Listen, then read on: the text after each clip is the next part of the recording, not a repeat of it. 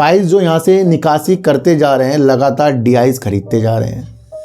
जब एफआईज निकल रहे हैं, डीआईज खरीद रहे हैं, तो डीआईज क्या मकसद से खरीद रहे हैं? प्रॉफिट लेने से चूक जाए। और हम प्रॉफिट लेने से कब चूकते हैं? हमें आता है प्रॉफिट, हम चूकते कब हैं? कि जब हम उस प्रॉफिट को कई गुना, कई हजार गुना बड़ी गिरावट, और हम जैसे लोग सोच रहे हैं कि अदला बदली कर लें। अदला बदली का मतलब क्या होता है कि जो हमारे शेयर लॉस में, मैं क्या कह रहा हूँ, मैं बेकार और अच्छे शेयर की बात नहीं कर रहा हूँ, मैं तो उस वर्ग की बात कर रहा हूँ जो कंपनी काम कर रही है। वो अपनी साझेदारी जो उन्होंने घोषणा की है किन किन कंपनियों के साथ एआई के लिए की है, हमारे लिए ये भी जानना बहुत ज़रूरी हो जाता है। उन स्थितियों को भी आज हम समझें, क्योंकि काफ़ी लोग कह रहे हैं भैया 10 रुपये का स्टॉप लॉस लगा दो, 9 रुपये का लगा दो। जो पहले 34 से गिरा कर इसे 22 में लाए, फिर 22 से गिरा कर इसको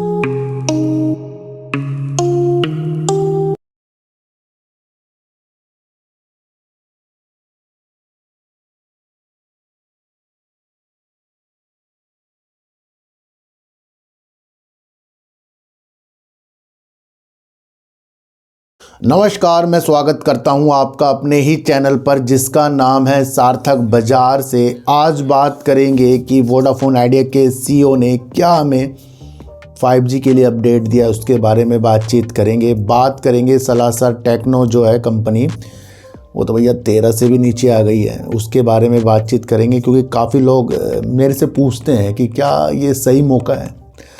भैया सही मौका है या गलत मौका है, हमें किसी भी शेयर के बारे में ये प्रतिक्रिया रखनी ही नहीं है कि उसके अंदर हमारी उज्ज्वलता उसे खरीद कर बहुत अच्छी हो जाए।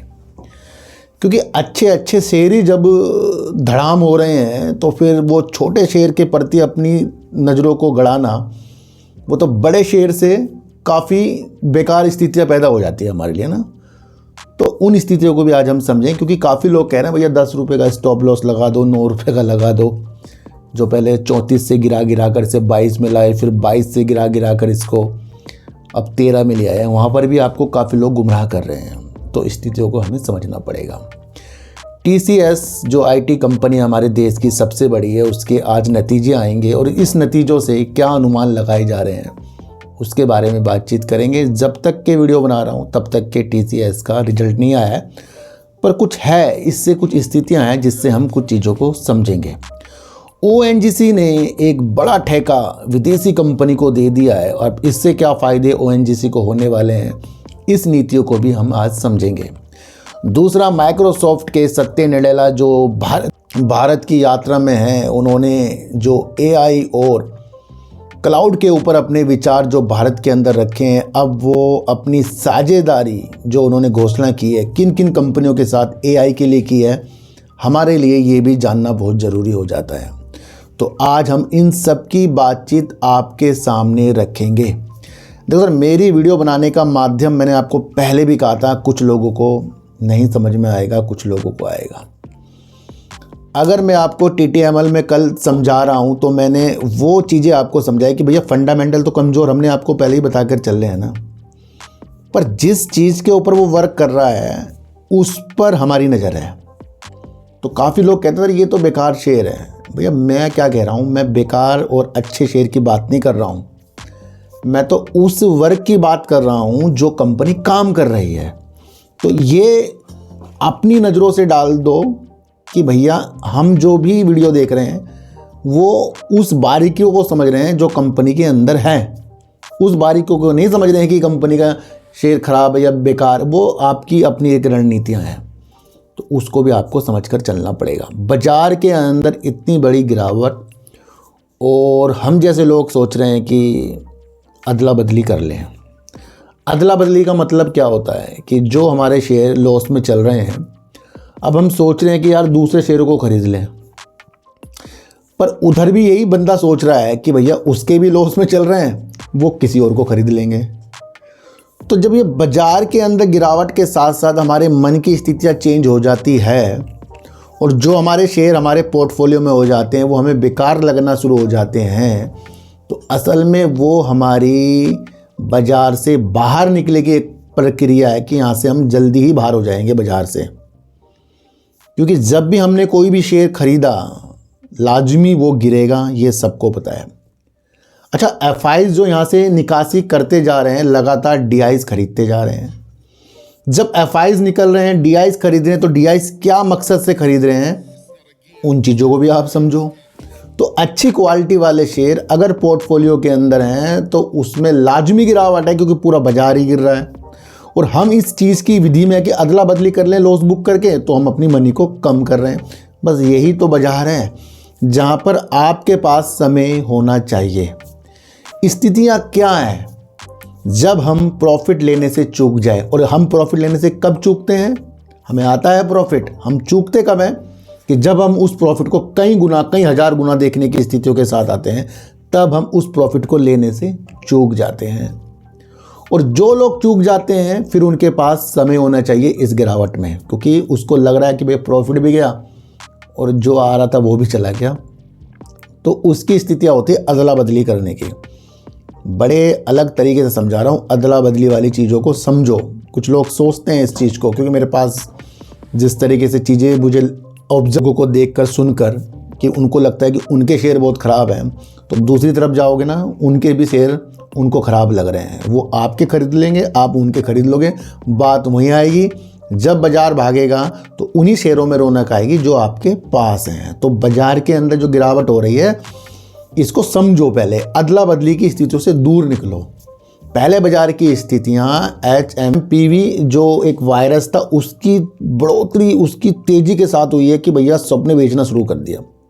और अब आज की जो गिरावट अधिकतर देखी जा रही है, जो बड़े बड़े विशेषज्ञ हैं अपने अनुमान लगा रहे हैं कि Q3 का आज से आय का आगाज़ हो गया है, यानी कि आज से Q3 होना शुरू हो गया है। और उसके हिसाब किताब देखकर ये अनुमान लगाया जा रहा है कि जिस तरीके से भारतीय कॉर्पोरेट अपनी तिमाही के नतीजे प्रस्तुत कर रहा है, पिछले Q2 में कर रहे हैं, तो वो एक निराशा की स्थितियां पैदा कर रहा है निवेशकों के ऊपर और कम उत्साह ला रहा है, क्योंकि Q2 के अंदर वो कंपनियों ने नतीजे प्रस्तुत नहीं किए जो एक उत्साहवर्धक होते हैं।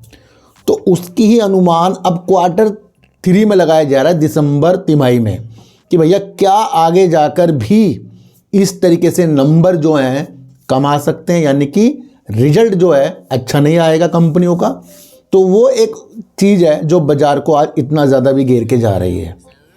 तो चीज़ों को समझो, कंपनियां अपने वजूद के साथ वर्क कर रही हैं, रिजल्ट आएंगे, उस अनुमान को पहले ही कुछ बड़े बड़े विश्लेषकों ने लगाया। जैसे जियोजीत सर्विसेज जो है, उनके एक अधिकारी ने ही बताया, जिनका नाम है डॉक्टर VK विजय कुमार। उन्होंने ये कहा है कि यही जो मैं आपको बता रहा हूँ कि Q3 के जो नतीजे हैं, इस तरीके से कमाने की जो सोच है, क्योंकि Q2 में अच्छे नहीं आए हैं, इस वजह से बाज़ार की स्थितियों के कारण वो चीज़ें हो रही हैं।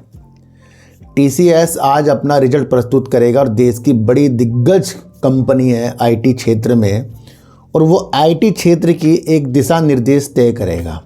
जब देश की एक बड़ी कंपनी अपनी चीज़ों के अंदर कुछ अगर गिरावट करती है, भैया आया नहीं, वैसे मैं बता रहा हूँ, ये अनुमान लगाए जा रहे हैं, तो वो उससे दूसरे IT क्षेत्र ही देखा जाएगा कि भैया अब उनके भी नतीजे ऐसे आ सकते हैं।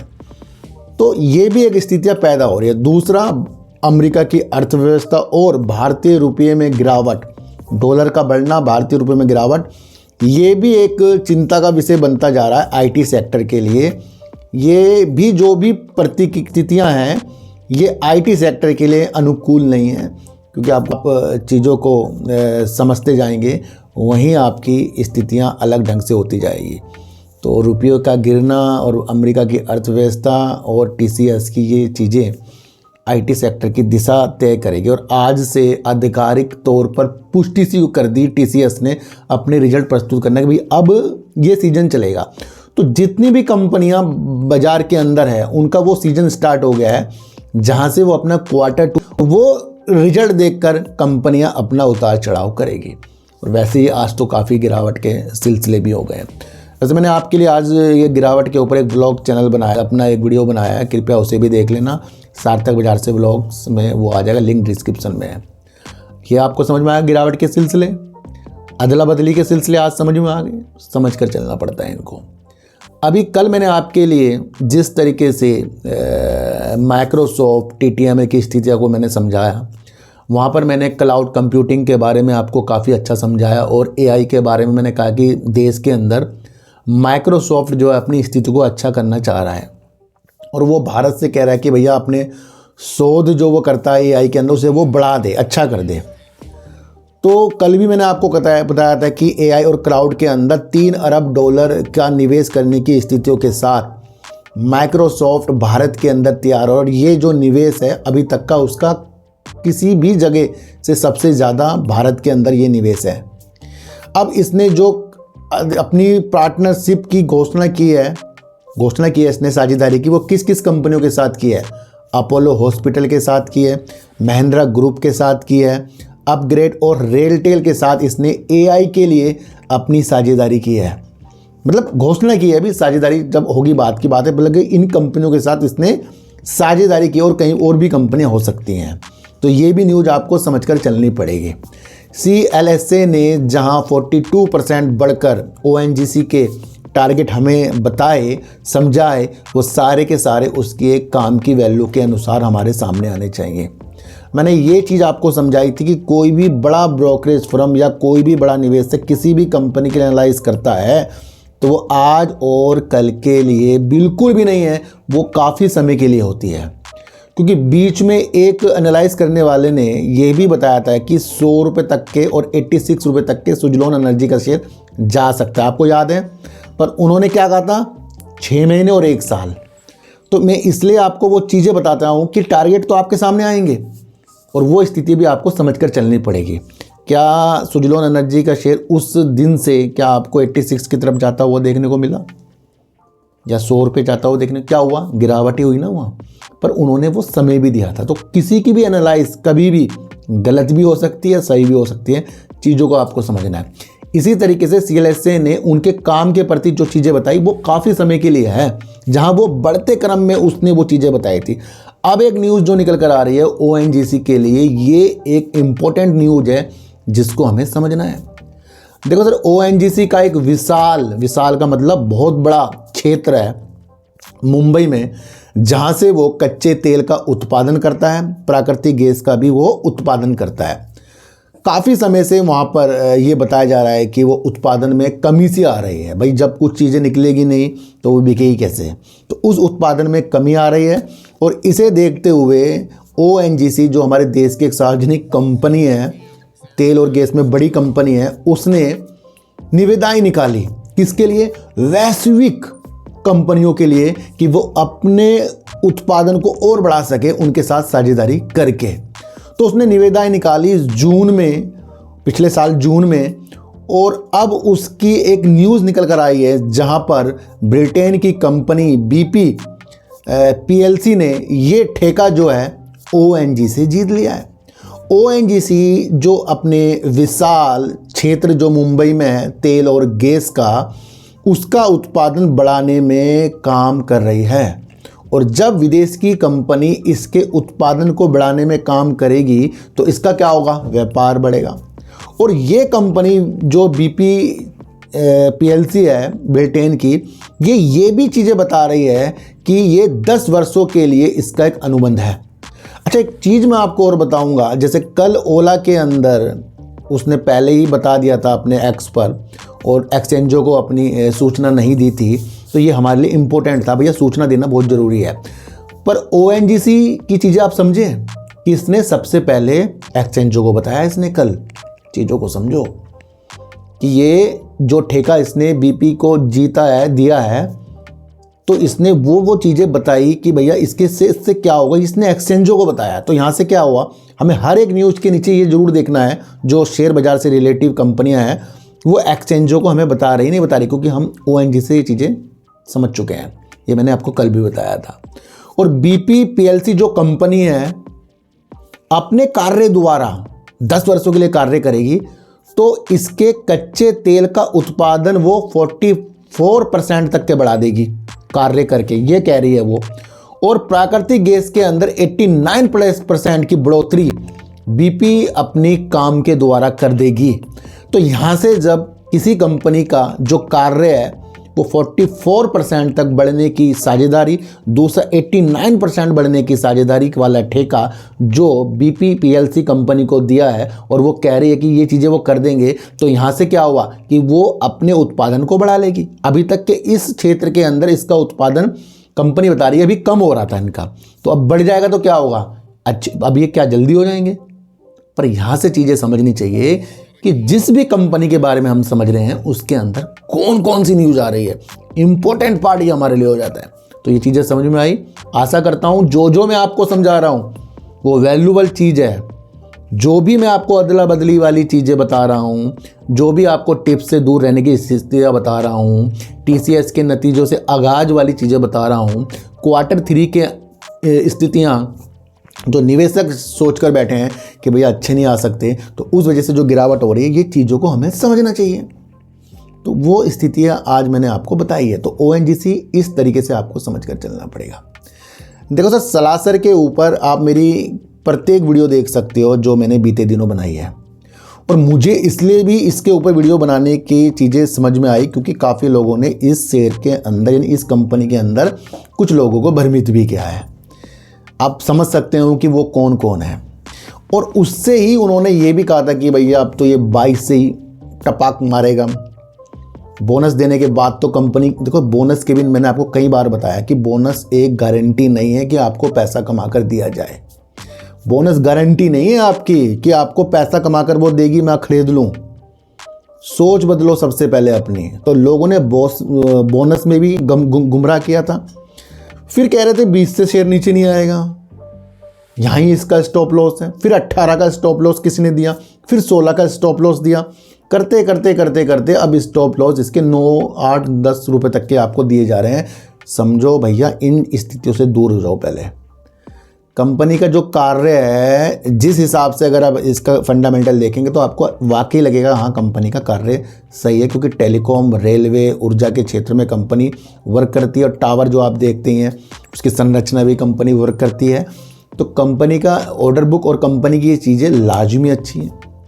पर सारी चीज़ अच्छी होना छोटे शेयर के अंदर घातक साबित इसलिए हो जाता है क्योंकि वो होता है छोटा शेयर और उसके अंदर ऑपरेटर खेल जाते हैं। बड़े शेयर के अंदर नहीं हो सकता ये चीज़, ध्यान रखना। ये होता है छोटे शेयरों के अंदर ही, जो काफ़ी नीचे आ जाते हैं। भैया 5 आ गया अब तो इससे नीचे नहीं आएगा, 10 आ गया अब तो इससे नीचे नहीं आएगा। ये छोटे शेयर में इसलिए होता है क्योंकि छोटे शेयर में ज़्यादा शेयर आ जाते हैं ना खरीदने के लिए। तो आपको समझाना है कि जब भी छोटे शेयर के अंदर बोनस की स्थितियाँ हों, स्प्लिट की स्थितियाँ हों, चीज़ों को समझो, किसी की बातों में नहीं आना। या तो आपको उसका काम समझ में, आप रुक सकते हो 5 साल 10 साल, तब आपको वो स्थिति देखनी चाहिए। तो हर स्थितियों में सलासर फेल हुआ है, पर हर स्थितियां फेल होने का नतीजा आपको ये भी समझना चाहिए कि मार्च 2024 से लगातार जो इसके प्रमोटर है अपनी होल्डिंग को कम करते जा रहे हैं। तो ये भी आपको समझना है। अभी सितंबर 2024 तक का बता रहा हूँ, आगे का देखेंगे आगे क्या होता है। अभी तक के कम करते जा रहे हैं। और बढ़ कौन रहा है? पब्लिक बढ़ रही है। चीज़ों को समझो, जिस भी कंपनी में पब्लिक बढ़ रही है समझ लो वो स्थितियाँ अलग स्थितियों की तरह हो रही है। तो ऐसी कंपनियों के अंदर एक तो ज़्यादा पैसे की स्थितियाँ नहीं लगानी चाहिए, किसी की बातों में नहीं आना चाहिए। फंडामेंटल तो बिल्कुल सही है, फिर भी कुछ चीज़ स्थिति को समझना है साइकोलॉजी के द्वारा। हर एक चीज़ साइकोलॉजी के द्वारा सीखी जाती है। अब मैंने सलासर पे वीडियो बना दी ना, तो काफ़ी लोग कहेंगे सर ये तो बेकार से है, इस पर क्यों वीडियो बनाई है। भैया आपके मेरे लिए बेकार हो सकता है, काफ़ी लोग इस शेयर के अंदर फंसे पड़े हैं।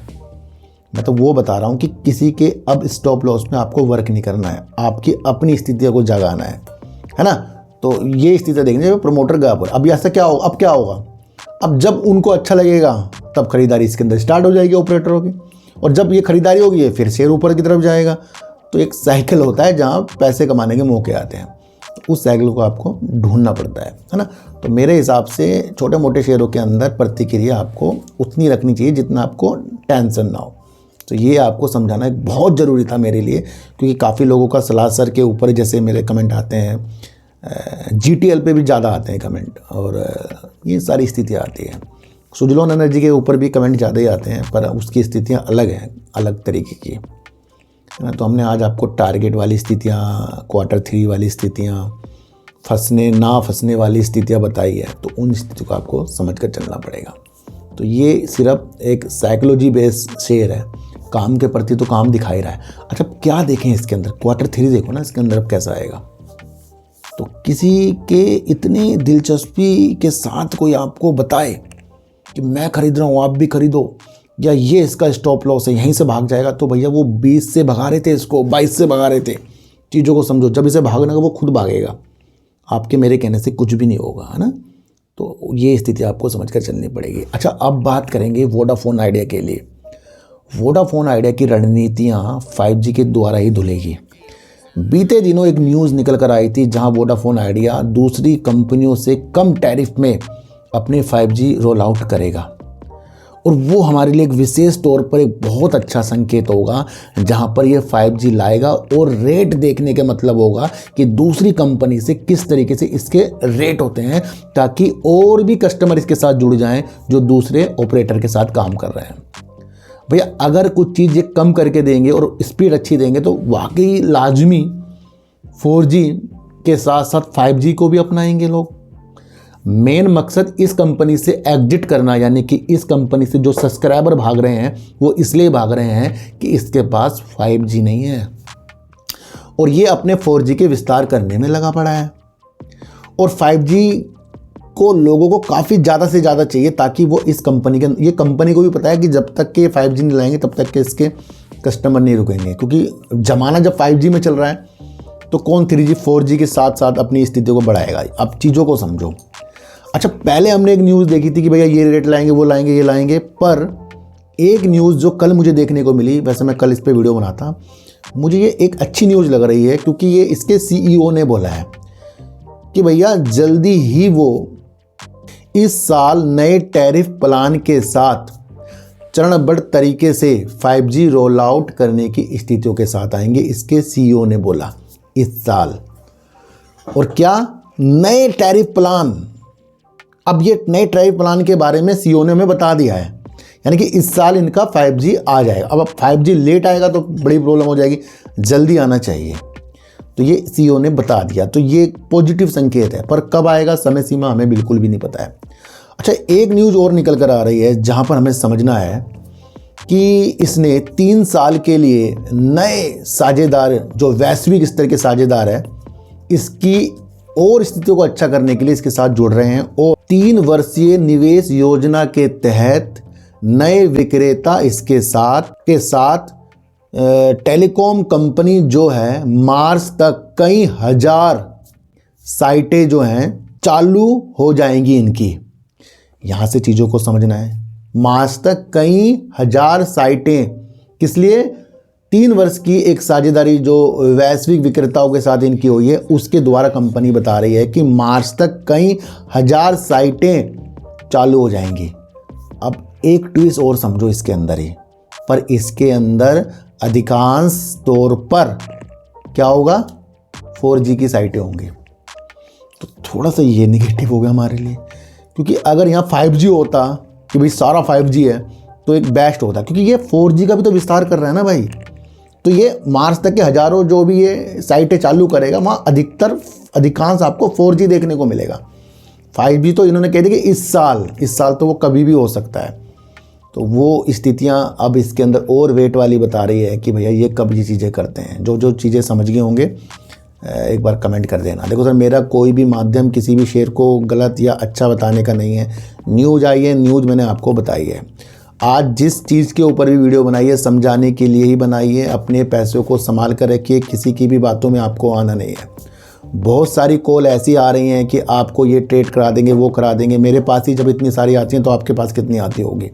किसी की भी बातों में आपको गुमराह नहीं होना है। बाज़ार में जब भी गिरावट हो रही है तो उससे अदला बदली की स्थितियों को त्यागिए और सोचिए कि क्या हमारे पास क्या चीज़ है, क्या मेरे शेयर गिर रहे हैं या सबके गिर रहे हैं ना।